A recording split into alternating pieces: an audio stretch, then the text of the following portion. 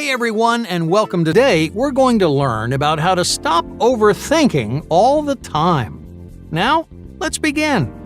Number 1. Balanced hypotheticals. How can you be decisive when you're facing a huge, life-altering decision? Well, just imagine deciding whether or not to go back to school. It could open all kinds of new doors for your career. You could make helpful connections. You could learn about new avenues to explore within your field. But on the other hand, you'd be sacrificing a ton of your time and a whole lot of money. There's also no guarantee that you'll get anything out of it. After working your tail off for years, you might end up in the exact same place that you are right now. Now, there are obvious advantages and disadvantages to both sides.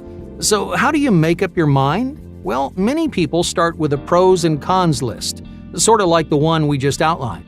You write down all the good things on one side and all the bad things on the other, and then all you have to do is compare. Now, in this case, you'd put opportunities, connections, and learning in the pros column, while putting time, money, and uncertainty in the cons column. When they're side by side, it's a lot easier to figure out which option carries the most weight. But there's one thing a pros and cons list just can't do. It doesn't account for the way your life's going to change. Pros and cons lists sometimes feel unsatisfying because they don't take your emotions or your lifestyle into account. Sure, going back to school could be great for your career, but what if it makes you miserable? What if you end up overworked and unmotivated because you took on more than you could handle? My point is, if you're making a life-changing decision, it's not just about the pros and cons. You need to consider things like your habits, your happiness, and your long-term goals. So let's go ahead and compare something else. Just visualize what your life would look like if you chose not to go back to school. How would you feel? How would your goals change? What kind of future do you see yourself having? Ask yourself these personal questions and then make sure you're being realistic. Write them down in their own column. Do the same thing for the opposite side. Paint a picture of a future where you do go back to school. You could even imagine the little things like your daily routines. Would going to school turn your life upside down, or would it help you develop a healthier lifestyle? Just like before, write your answers down in their own column. Now look at your list. It isn't just pros and cons anymore. It captures two different futures, two possible ways that your life could pan out. Because when you make a big decision, it's not about the stuff you're deciding on. It's about how each path will shape you as an individual. So if you visualize your options, you can make decisions by choosing the you that you aspire to be. Number 2. Survey the room. Asking for help doesn't make you indecisive. In fact, gathering outside opinions is a great way to get a better understanding of your problem. So if you're having an impossible time with something, take a quick survey. Talk to your friends, your coworkers, or family members. Explain the situation and see what they think. This strategy works for a couple of different reasons. The first is that it gives you some new perspectives. Chances are you've been mulling over this issue for a long time. You've tried to approach it from every possible angle, but there's only so much that you can see. So whether you like it or not, you'll end up recycling the same points over and over again. Hey, don't worry. It's not your fault. You're just too invested in the problem to take a genuine step back. But your friends aren't. They can approach the same issue with a clear head and rational state of mind. So they might see things you never could. The second reason that surveys work has nothing to do with the people you're asking. It comes directly from you. As you explain the same information several times, you're basically talking yourself through the problem. By your fourth or fifth explanation, one option is going to start pulling ahead. And without realizing it, you'll be making better arguments for one side over the other. At that point, you don't really need people to weigh in on your decision. If you're leaning in one direction, you've already made up your mind. Number 3. The incomplete picture. Overthinkers feel like something's missing from every decision that they make. There's always more information they need to know, more options they need to explore, more perspectives they need to get. They keep searching and searching without realizing that they're diving way too deep. The truth is, an incomplete picture is still incredibly useful. Just imagine you're looking at a puzzle with a few pieces missing. You can still tell what the puzzle is, right? Well, a few missing pieces isn't going to turn a coral reef into an African safari. Decisions work the same way. They're going to be incomplete, but you know enough to make up your mind. So try to approach every decision knowing that you're not going to get everything you want. There will be loose ends, no matter how much you analyze it. But how do you know what information you can leave out? There's actually an easy way to narrow things down. You just need to figure out the pieces that you absolutely can't live without.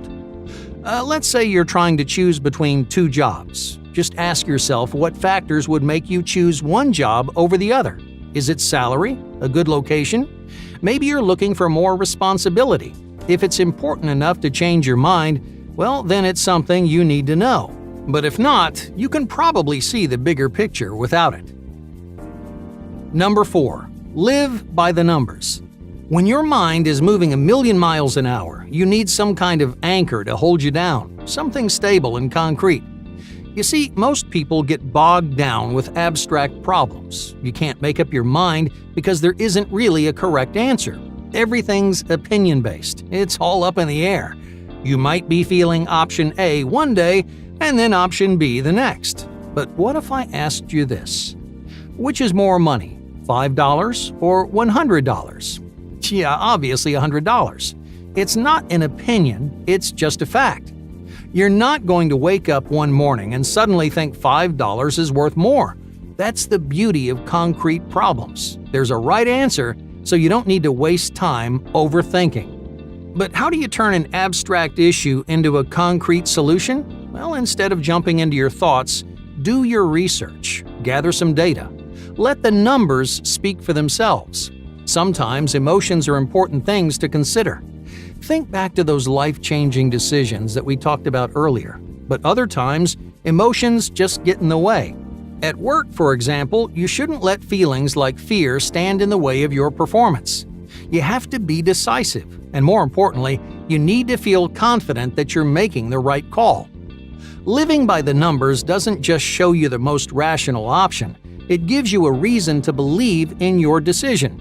I can't understate how important this is, because the more you believe in yourself, the more decisive that you'll be in the future. Number 5. Understand your gut.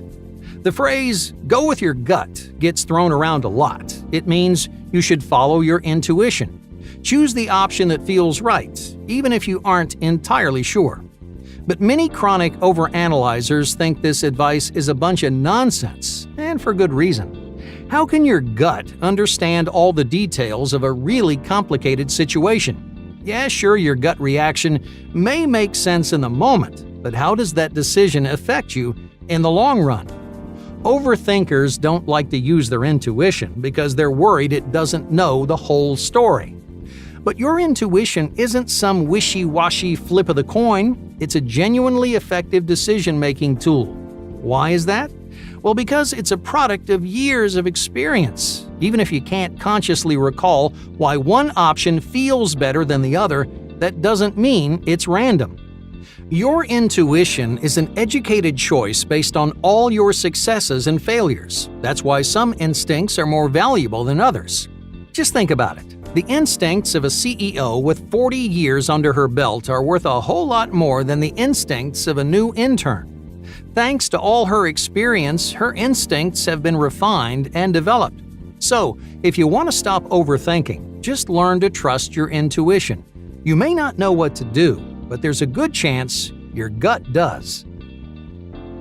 Number 6. Flood the negatives with positives. Overthinking is a destructive cycle, especially for your productivity. When you realize you're diving too deep, what do? You might try to bury those thoughts or pretend the problem just doesn't exist.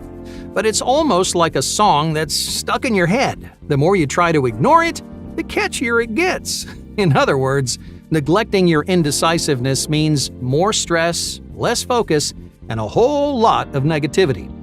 So, what's the best way to free your brain from this frustrating cycle? Bring those thoughts into the light.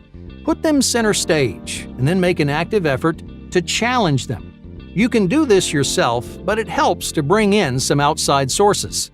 Books, videos, and podcasts are all great tools to get you thinking about your decisions in a more positive way. They'll leave you feeling motivated and confident, which ultimately makes you more decisive. So instead of pretending your obstacles aren't there, get inspired to challenge and overcome them. Hey, thank you for watching, and be sure to subscribe because more incredible content is on the way.